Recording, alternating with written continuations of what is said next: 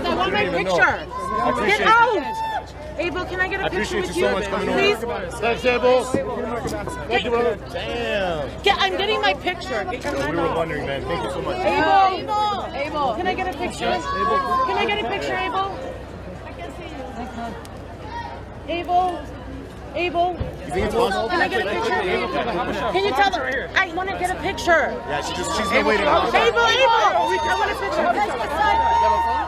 She's gonna do it. Abel, can you get the hobby cigar? No, she's gonna do it with me. Okay, ready? Abel, can you get the hobby cigar? Thank you. I love you. I came to your first week. Appreciate you, man.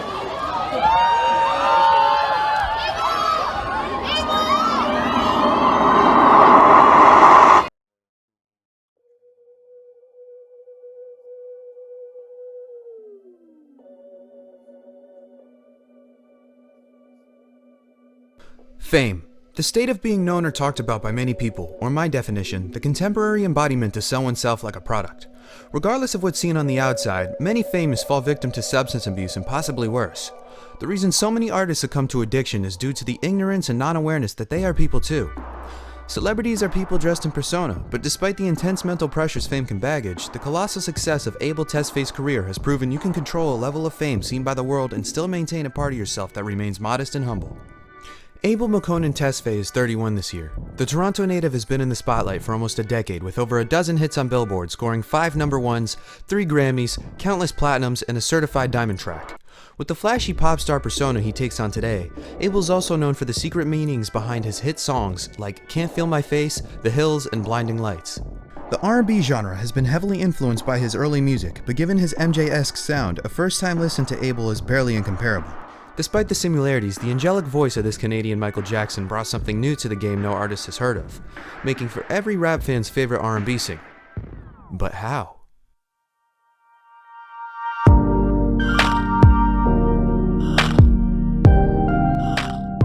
Before we dive into the mind of Abel Tesfaye, we need to visit the important eras of his past. But given Abel doesn't do many interviews, everything about his past I've had to dig up through articles and indirect sources.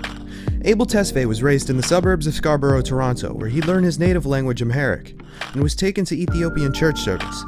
When Abel was young, his father left him with his mother and grandmother to raise him. At the age of 11, he started smoking weed, building up his tolerance at a young age. During the early days of his teenage years, he retained most of his social experiences through television that dove him into a deep state of loneliness. He had little anger towards his father since he wasn't remembered to be abusive, rather not have feelings for him whatsoever.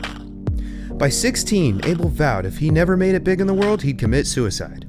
At the ripe age of 17, Abel and his best friend Lamar Taylor decided to drop out of high school together, disappearing from his mom's life in a flash. In a 2016 article by Tom Lamont, Abel remembers his mother's reaction being, "The worst look anyone could ever have. She looked at me like she failed." With the two best friends now living in Parkdale, Toronto, they shared a one-bedroom apartment with little space for privacy. Among countless horrible decision-making, Abel experimented with cocaine, shrooms, and ketamine to name a few. Using what little money he had, he fed his alcohol and drug addiction, surviving by shoplifting and stealing others' property. This would normally occur when they weren't partying or working 9-to-5 jobs. At one point, Abel left Parkdale, bouncing from girlfriend's house to girlfriend's house, ending up homeless for long periods of time. Along the journey, Abel met a producer who was trying to make a name for himself, the one who will eventually kickstart Abel's vocal ability into the underground world, producer Jeremy Rose. Despite the substance abuse, Abel had an advantage given the pitch in his voice was higher than usual. Abel was either continuing or had just started songwriting, and by this point needed a stage name that would suit him perfectly. With everything that had happened between 2007 to 2010, Abel still hated seeing his mother's reaction that fateful weekend he left her. But with that weekend being the changing point in death of Abel Tesfaye, it was the beginning of the womanizing, partying, and drug-abusing lifestyle that led to the accumulation he hailed, The Weeknd.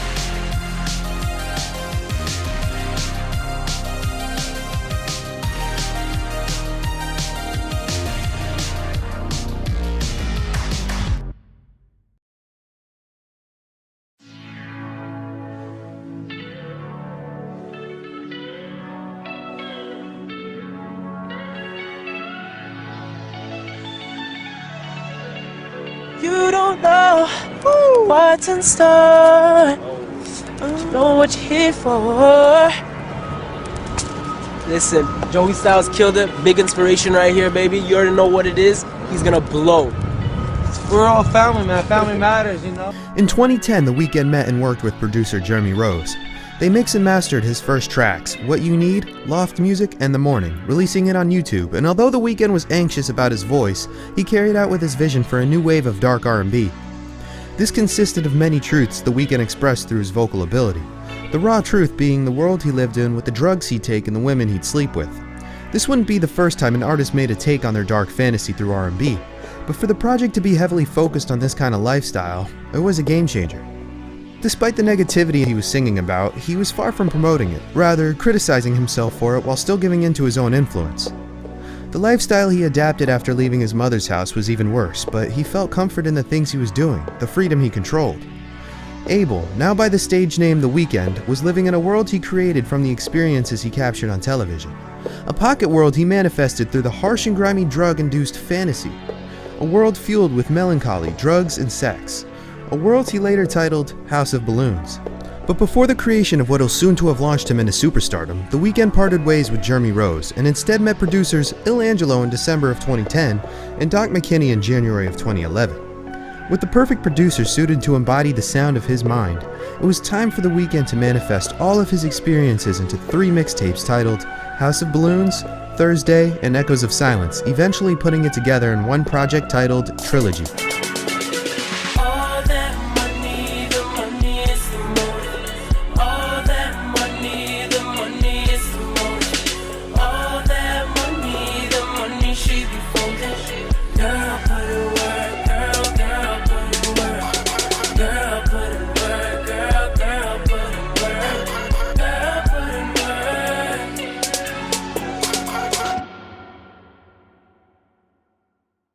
There are only 2 artists that I know saved my life.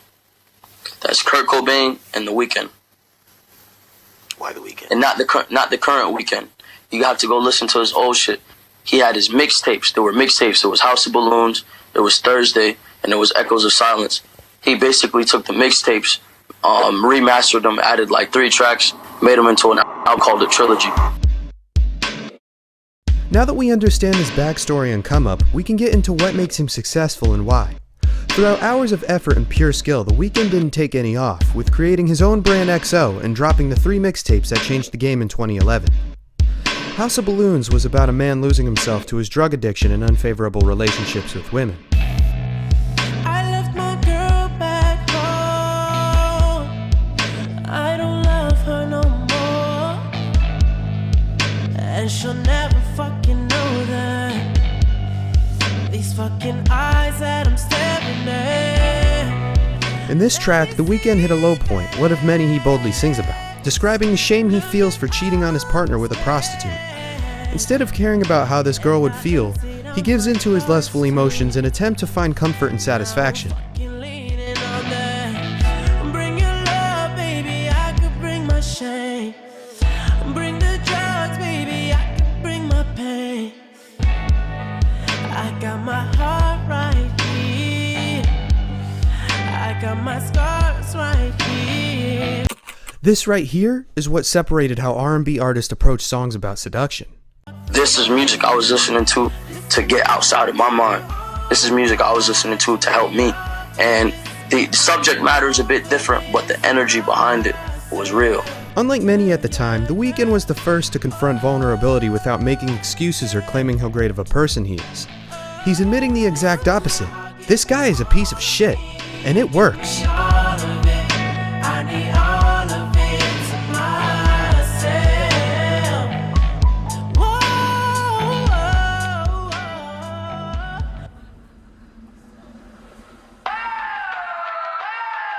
In the song House of Balloons, Glass Table Girls, The Weeknd tries to convince people that his party is fun while everyone is high out of their minds with weed smoke.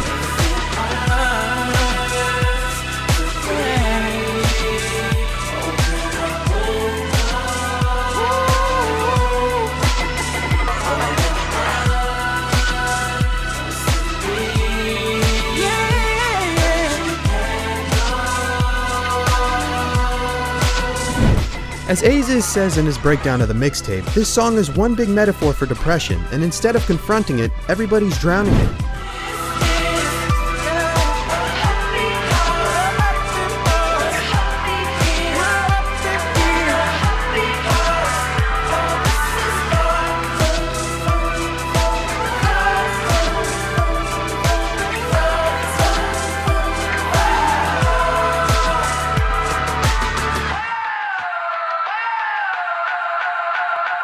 Now, I'd never praise somebody I know who'd cheat or do drugs. Not by any means do I find this type of mindset fair for anybody. But the whole purpose we find sympathy for the bad guy is because a part of us understands them. A part of us wants to see the redemption, or maybe why they've fallen into chaos to begin with. You can't create a believable character in a film without giving them an arc. Character development is important and key. That goes for music and all of pop culture. The entire Trilogy mixtape is composed of his drug-inducing sex fantasies come to life, with the haunting and depressing atmosphere of each instrumental complementing the grimy apartments and quick entertainments. Throughout House of Balloons, he doesn't sugarcoat his erratic decisions, from bringing out the 707 tables to having threesomes with two best friends. Those girls don't have to hide the cocaine in the bathroom, they can snort it here in the living room. He openly embraces the chaos just because, but his actions don't come without consequence. By the end of the mixtape, he finds out the girl he's been with cheated on him back, breaking his heart and getting what he deserves, ending this crazy world of the House of Balloons he created. I know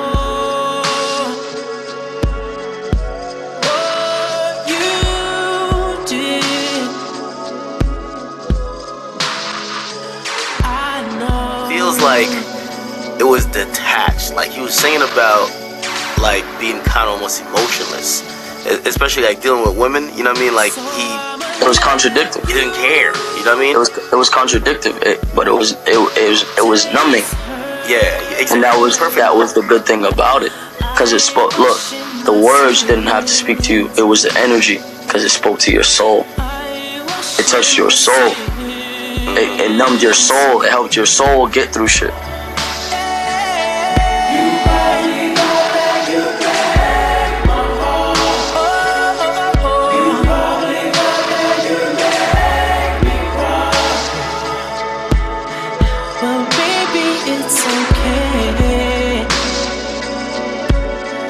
I swear it's okay, 'cause I know everything.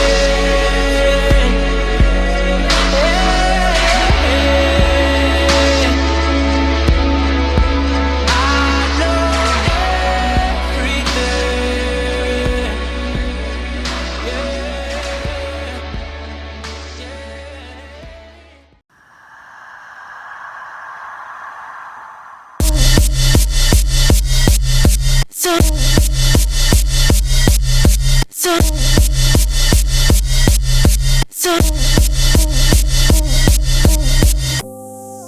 Quick rewind to 2010, when The Weeknd posted his music to YouTube for the first time. During the period when his fans didn't know if The Weeknd was a band or a white guy, he was contacted by a man named Oliver El Khatib, co-founder of October's Very Own and the manager of fellow Toronto native and growing pop star Aubrey Drake Graham. Oliver introduced Drake to The Weeknd's music and had his songs featured on Drake's OVO blog. Fast forward to 2011 and the duo's friendship was at its peak. The hype around an OVO XO project grew, with The Weeknd attending Drake's annual OVO Fest and creating 3 tracks with the rapper. Most of his fanbase came from Drake's at the time, leading to Drake offering The Weeknd a spot under his label. But unlike many signed to OVO, The Weeknd didn't want to give up his masters and be owned by another artist. Instead, gifting Drake unreleased songs from Trilogy. Whether or not this was a smart move by The Weeknd, he still dodged a bullet by not signing, given artists like Party Next Door and Majid Jordan have been shadowed by the colossal success of Drizzy's career, stuck under the OVO label for years. Drake, disappointed by The Weeknd's decision, used his throwaway songs in favor of adding tracks to his sophomore album Take Care, released in late 2011. You already know Echoes of Silence is coming whenever he feels like it. Take Care November 15th. It's our time right now, man. It's nobody else's time, for real. Take Care is all that matters right now. You already know, man. After the release of the album and the over-success of their collab song Crew Love, Take Care dominated the new year, making for one of Drake's best bodies of work, with the album going #1 and 6 times platinum. With The Weeknd playing a major role in songwriting, he didn't get credit for the songs, stating in a 2015 Rolling Stones interview he gave up almost half of his album because he was hungry for fame. But Drake later denies this, claiming The Weeknd only co-wrote certain songs with him. A lot of the time we spent trying to do it together, you know, like there's memories I'll never forget, you know, times that were like, we spent real time, not like other artists' time, like real time, you know, we put in real work together. I'm proud of his success. We've both had our moments where we've maybe felt away and, you know, taken it maybe a little left, but I can sit here in front of you and just say I have nothing but love for everybody over there. I loved watching him last year. It made me super happy. With the misunderstanding of the uncredited songs on Take Care, the rumors of the collab project OVOXO were dying. Despite Drake being upset, The Weeknd wanted to be his own artist and calling him out for Take Care's origins. This was only the beginning of long feuds via subliminal messaging, shady Instagram posts, and petty ex-relationships. But with the petty nature of Drake's character, The Weeknd chose to remain humble, leaving public opinion to shape the now passive-aggressive relationship of the two artists. 皆さん、音楽は好きですか？私は大好き。ザ・ウィーケンドがあなたのためにいっぱい曲を作ったみたいだよ。楽しみだね。ザ・ウィーケンドの曲を聴くといっぱいハッピーになれるよ。その秘密を知りたい？私が今から教えてあげる。もしみんなもハッピーになりたかったら今すぐここに電話。番号は 647-794-9223。 Yeah, you see that date? You see it? 10 o'clock in the morning. In the morning! About to listen to fucking Kissland for the fucking first time. So all of that fucking peer pressure, man. After all of the time waiting for this motherfucker to drop. I didn't give in, even with permission from the man himself. The body was willing, bitch, but the mind was set.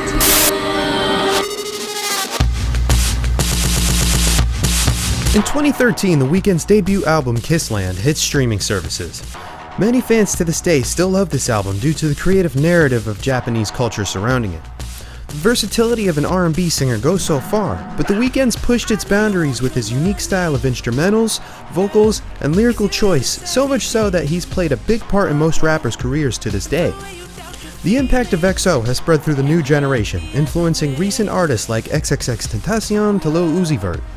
I mean, what do you think Uzi's XO tour life refers to? The erratic lifestyle the Weeknd character embraces, of course, but even with House of Balloons being the starting point, he's made many successors, moving from radio R&B to pop hits to indie electronica. The Weeknd still holds core values he's carried from the start, with very dark and disturbing meanings behind songs that are less abrasive but still honest. Know this one? I can feel my face when I'm with you, but I love it. If you couldn't tell, this song is about The Weeknd linking up with a girl to do cocaine, hence you can't feel his face after snorting it. The Hills feature similar messaging.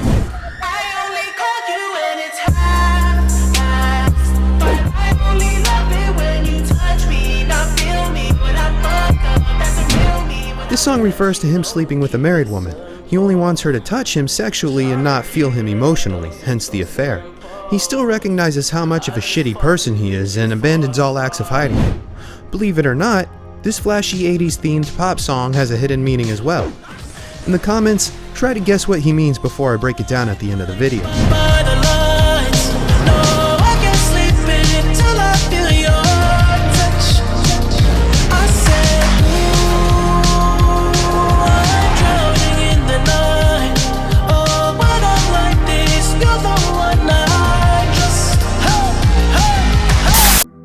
So yeah, I'm a virgin. Why?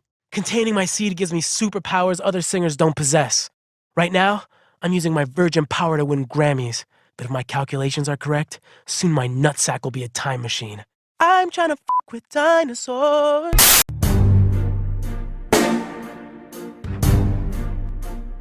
With the impactful heartthrob The Weeknd's become, and I mean I literally couldn't find one single video of anyone hating on him, he eventually gives the persona a break. In 2015, The Weeknd met supermodel Bella Hadid, soon to be his girlfriend. This is the first time The Weeknd gets to be Abel Tesfaye, sticking to commitment, sidelining the persona that sleeps around and has affairs. This is the first time in Abel's career he's been publicly seen dating another woman, making it a changing point in his character. Although the relationship was a positive in Abel's life, it was short-lived when it came to a mutual end. However, the now single Bella Hadid had a birthday party hosted by none other than the salt god himself, Drake.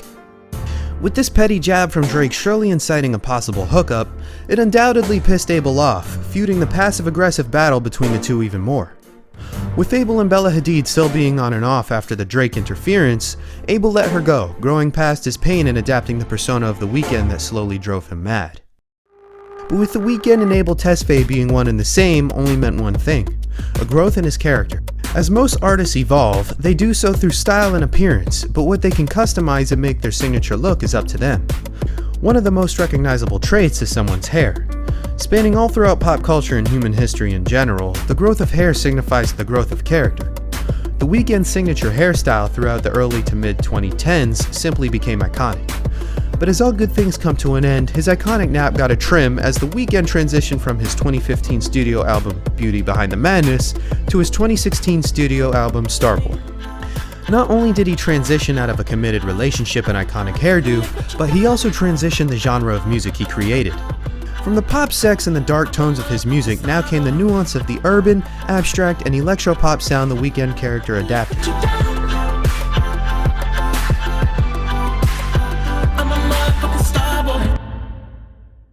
During 2017, Abel took an interest in Selena Gomez, but after the 10-month relationship ending as well, Selena went back to her ex barely a week after they broke up.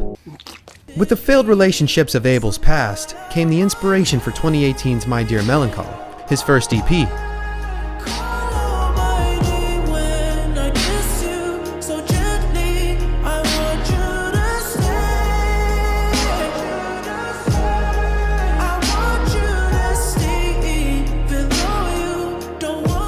This was the breaking point for Abel Tesfaye when he drew inspiration from his failed relationships, a huge change from the topics he sung about on House of Balloons.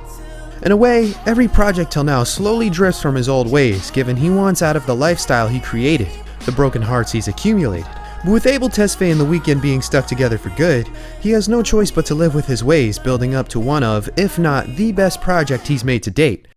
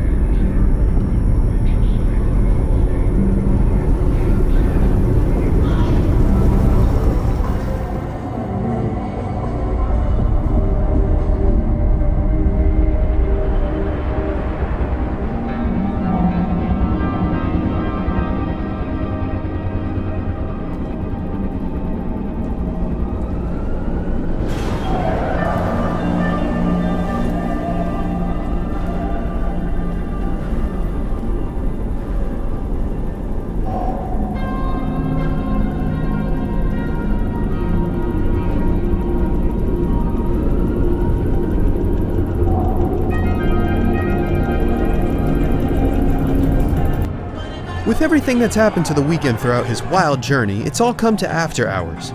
For the first time ever, The Weeknd struggles to escape the world he's submersed himself in to defeat the persona he's become. The whole album's sound is inspired by synthpop and other 80s instruments. But the way he uses the 80s to visualize and represent this body of work can play as a metaphor for being stuck in his same old ways. And in a way, he hates this version of himself. After Hours as an album was another one of The Weeknd's double meanings. Before the release, however, The Weeknd dropped videos for Heartless and Blinding Lights. This is the first time Abel portrayed The Weeknd as a character, his tragedy expanding throughout his music, videos, and lyrics for this project. There's consistency in each video, being a little darker than the last, revealing each meaning through the layers. Inspired by the 1985 film After Hours and 2019's Joker, Abel amazingly brought the Weeknd character to life.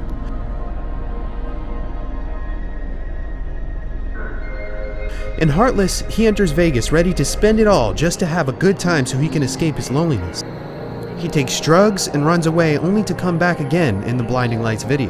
This time, speeding down a highway and getting beat up by club security, running once more and still having the after effects of whatever drug he's taking. The bandages around his head during the American Music Awards lead up to the Save Your Tears music video where The Weeknd embraces this life even more. Covered in plastic surgery, the subliminal messaging with his ex, Selena Gomez, shows one of many reasons why he's trapped. Her leaving was one of these reasons, and by that point felt she should have put him out of his misery. This Hollywood lifestyle has taken him over, as if each attempted escape brings him back worse than before. At the end of Blinding Lights, you can see he's accepted this fate, the fate of being trapped in a loop of heartbreak in Hollywood. This isn't just an album, this is a movie, a horror flick of the reality that's Vegas. And The Weeknd portrays that in a beautiful, horrific, yet sad way. But it doesn't end here. The city of Vegas is a callback to this line from The Morning on House of Balloons. Cali is the mission. But now in Snow Child, Cali was the mission, but now a nigga leaving. This beautiful yet tragic fantasy he portrays perfectly suits his mind. This whole entire album wasn't just an album, but an experience.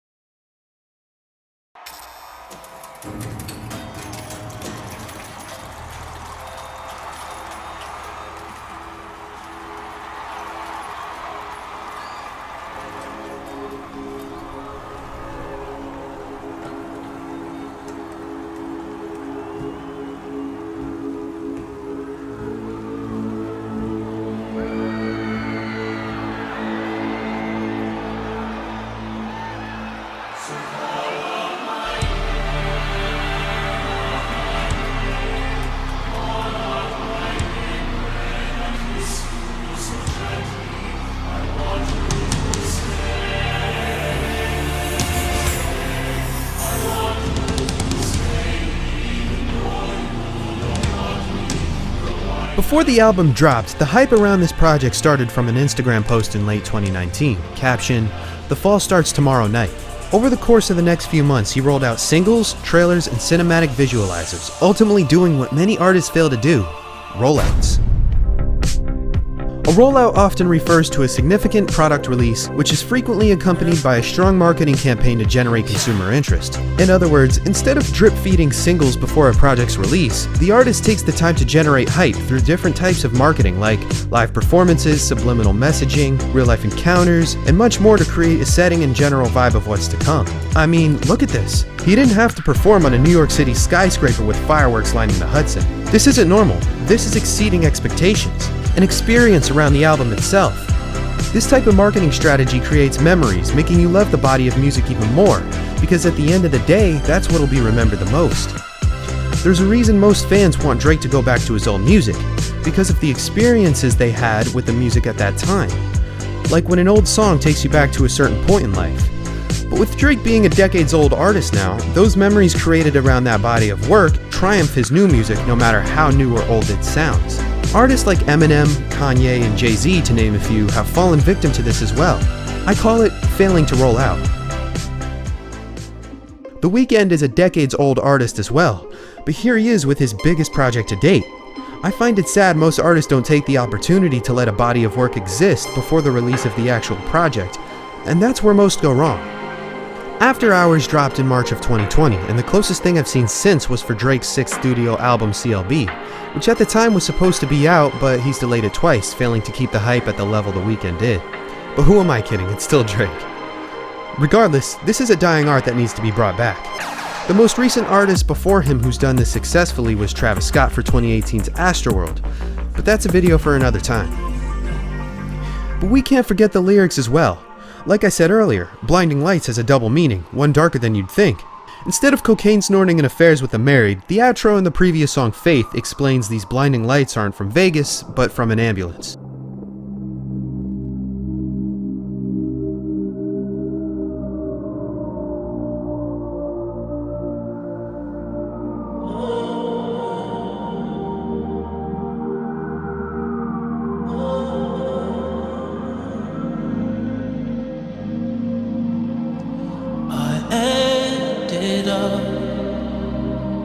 In the back of fashion car,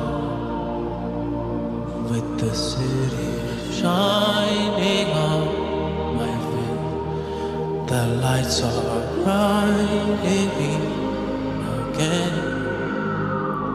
I ended up in the back of fashion car, with the city shining on my face, the lights are shining again. I ended up in the back of a fashion car.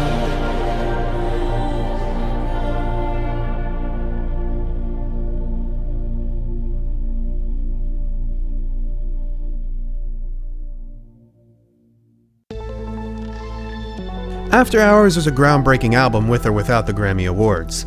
But along with the unfairness of the Grammys as a whole, Abel still got his big moment to shine, getting a whole Super Bowl halftime show to himself. And even though Drake claims they made amends in 2019, I bet it still felt good knowing Drake was in a commercial for the show he was performing.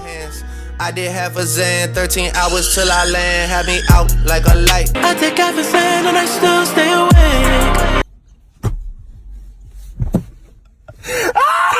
And if karma doesn't strike twice, it sure did this time when Selena's new relationship was trashed by Bieber eventually getting married later that year.